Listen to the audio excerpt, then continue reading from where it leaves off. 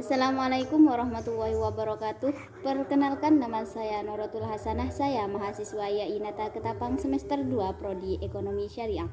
Pada kesempatan kali ini saya akan mempresentasikan jurnal yang disusun oleh Muhammad Rahmatullah dengan judul Kepemimpinan Khalifah Abu Bakar Asy-Syiddiq, yang mana hal ini saya lakukan untuk memenuhi ulangan tengah semester dalam mata kuliah Sejarah Peradaban Islam yang diampu oleh dosennya Nailun Najah LCMTHI. Abu Bakar Asy-Syiddiq adalah anak Ibnu Uffah, khalifah pertama dari rangkaian Al-Khulafa Ar-Rasyidin. Dia termasuk orang terkemuka Quraisy pertama yang menerima ajaran Nabi Muhammad SAW.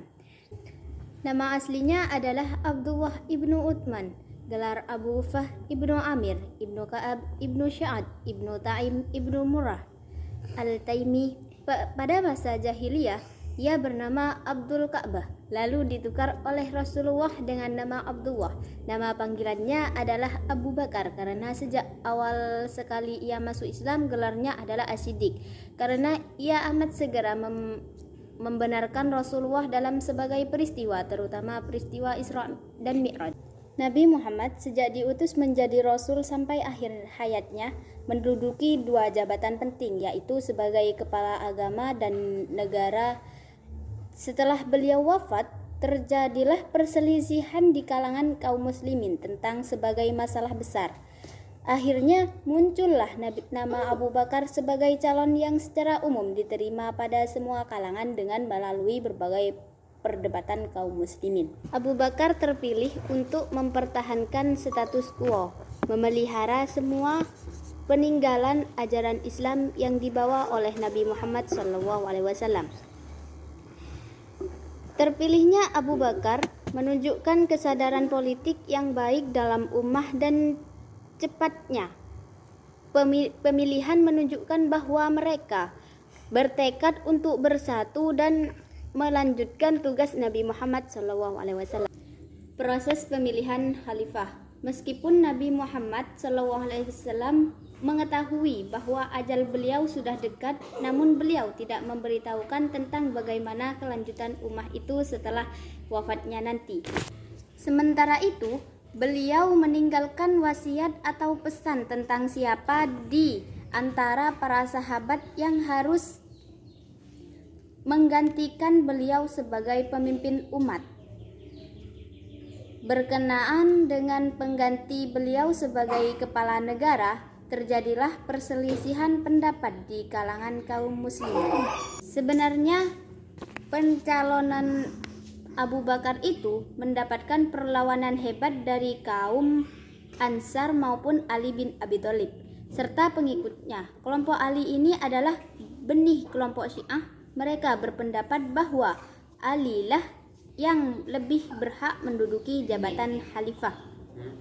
Terjadilah perdebatan yang alot dalam pertemuan tersebut. Kemudian Abu Bakar menawarkan dua tokoh Quraisy untuk dipilih sebagai khalifah, yaitu Umar bin Khattab atau Abu Ubaidah bin Jarrah. Sebagai khalifah, Abu Bakar mengalami dua kali baiat. Pertama di Saqifah Bani Saidah yang dikenal dengan Bai'ah Hasyah. Kedua di Masjid Nabawi di Madinah yang dikenal dengan Bai'ah Ummah. Pada hakikatnya, pemilihan Abu Bakar di balai pertemuan Bani Saidah tidak banyak diikuti sahabat senior lain seperti Ali bin Abi Thalib, Utsman bin Affan, Abdul Ar-Rahman bin Auf, Zubair bin Awam, Sya'ad bin Abi Waqqas, dan Talhah bin Ubaidillah. Problematika yang dihadapi Abu Bakar.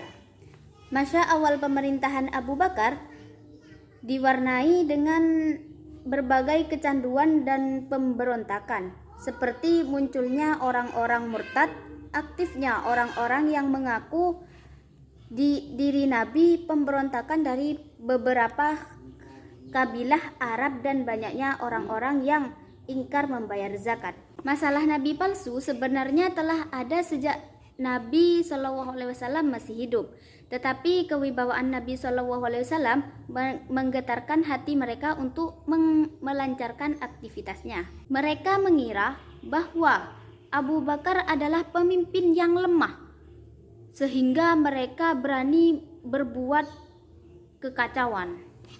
Sebelum Abu Bakar mengirim masing-masing pasukan ke berbagai tempat yang dituju, beliau lebih dahulu mengirimkan surat kepada golongan ataupun orang-orang yang menyeleweng tersebut. Dalam surat itu dijelaskan bahwa ada kesamaran-kesamaran yang timbul dalam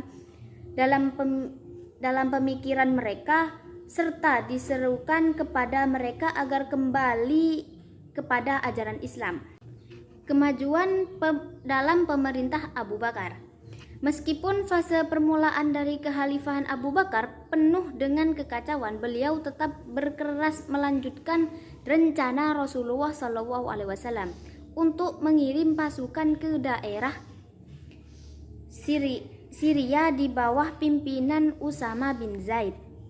Langkah politik yang ditempuh Abu Bakar itu adalah sangat strategis dan membawa dampak yang sangat positif dan sukses.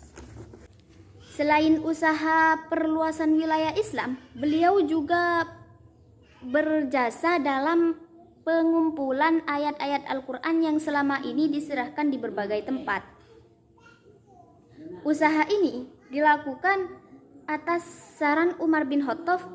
Pada mulanya beliau agak berat melakukan tugas ini karena belum pernah dilakukan oleh Nabi. Akan tetapi Umar banyak mengemukakan alasan.